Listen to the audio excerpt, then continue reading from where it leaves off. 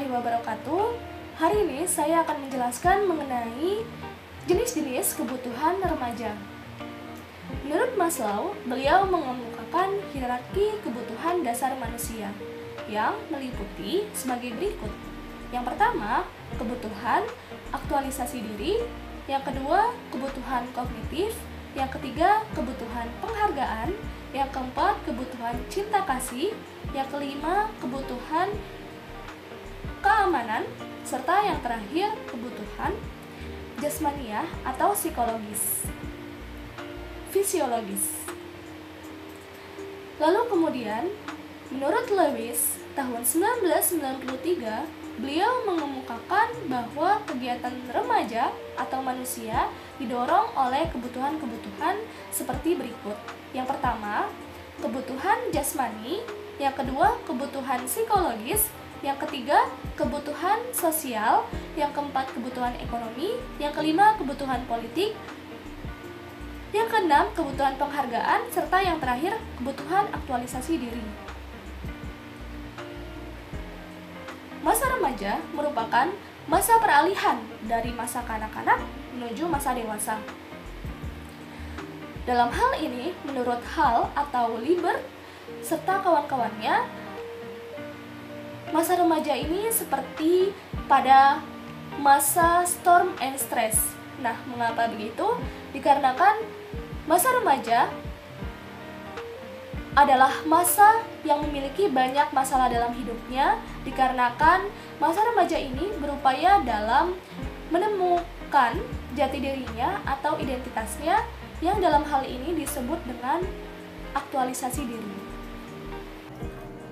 Usaha penemuan jati diri remaja dilakukan dengan berbagai pendekatan agar ia dapat mengaktualisasikan diri secara baik.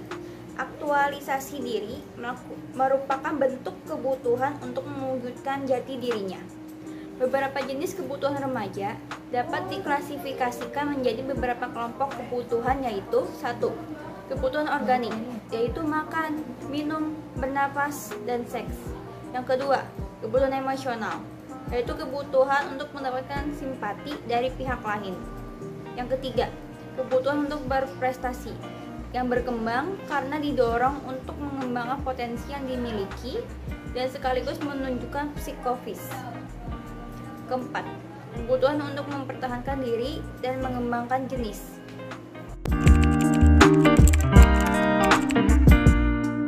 Masalah-masalah yang dihadapi remaja.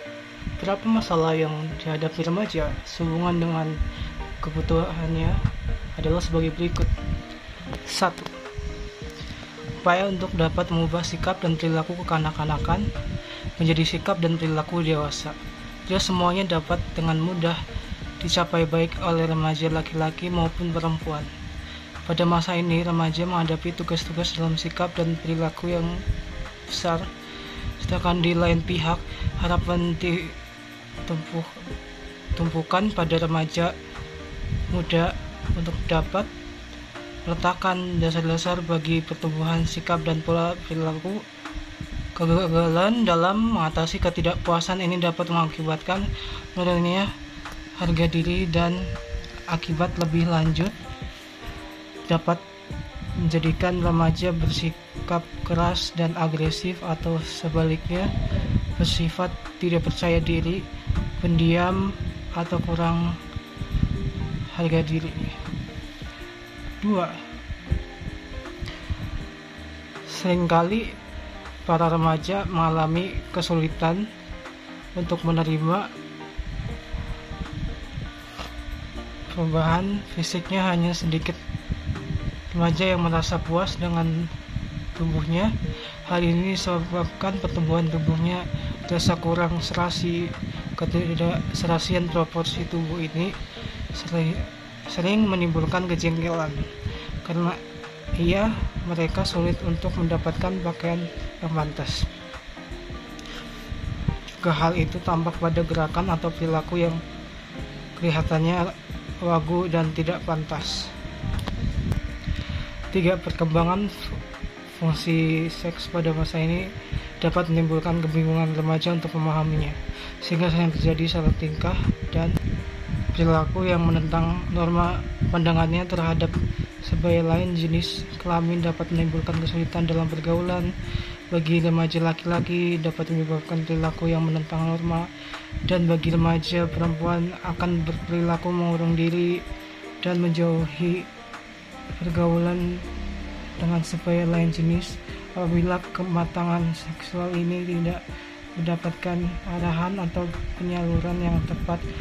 Pada berakibat negatif, konsekuensinya yang diderita sering berbentuk pelarian yang bertentangan dengan norma susila dan sosial. 4. Dalam memasuki kehidupan bermasyarakat, remaja yang terlalu mendambakan kemandirian dalam arti menilai dirinya cukup mampu untuk mengatasi problem kehidupan, kebanyakan akan menghadapi berbagai masalah, terutama masalah penyesuaian emosional seperti perilaku yang overacting, tensing, dan semacamnya. Kehidupan bermasyarakat banyak menuntut remaja untuk menyesuaikan diri, namun yang terjadi tidak semuanya selaras. Dalam hal terjadi ketidakselarasan antara pola hidup masyarakat dan perilaku yang menurut remaja baik. Hal ini dapat berakibat kejengkelan. Remaja merasa selalu disalahkan dan akibatnya mereka frustasi dengan tingkah lakunya sendiri. Kelima, harapan-harapan untuk dapat berdiri sendiri dan untuk hidup mandiri secara sosial ekonomis akan berkaitan dengan berbagai masalah untuk menetapkan pilihan jenis pekerjaan dan jenis pendidikan. Penyesuaian sosial merupakan salah satu yang sangat sulit dihadapi oleh remaja. Mereka bukan saja harus menghadapi satu arah kehidupan, yaitu keragaman norma dalam kehidupan bersama dalam masyarakat, tetapi juga norma baru dalam kehidupan sebaya remaja yang kuatnya pengaruh kelompok sebaya. Keenam, berbagai norma dan nilai yang berlaku di dalam hidup bermasyarakat merupakan masalah tersendiri bagi remaja. Remaja merasa memiliki nilai dan norma kehidupannya yang dirasa lebih sesuai. Dalam hal ini, para remaja menghadapi perbedaan nilai dan norma kehidupan. Menghadapi perbedaan norma ini merupakan kesulitan tersendiri bagi kehidupan remaja. Seringkali perbedaan norma yang berlaku dan norma yang dianutnya menimbulkan perilaku yang menyebabkan dirinya dikatakan nakal.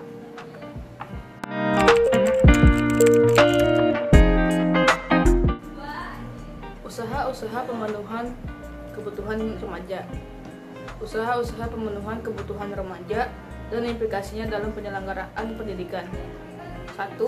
Latihan kebersihan, hidup teratur, dan sehat perlu ditanamkan oleh orang tua, sekolah, dan lingkungan masyarakat kepada anak. 2. Perlu dilakukan pendidikan seksual di dalam keluarga, di sekolah, dan di lingkungan masyarakat. 3.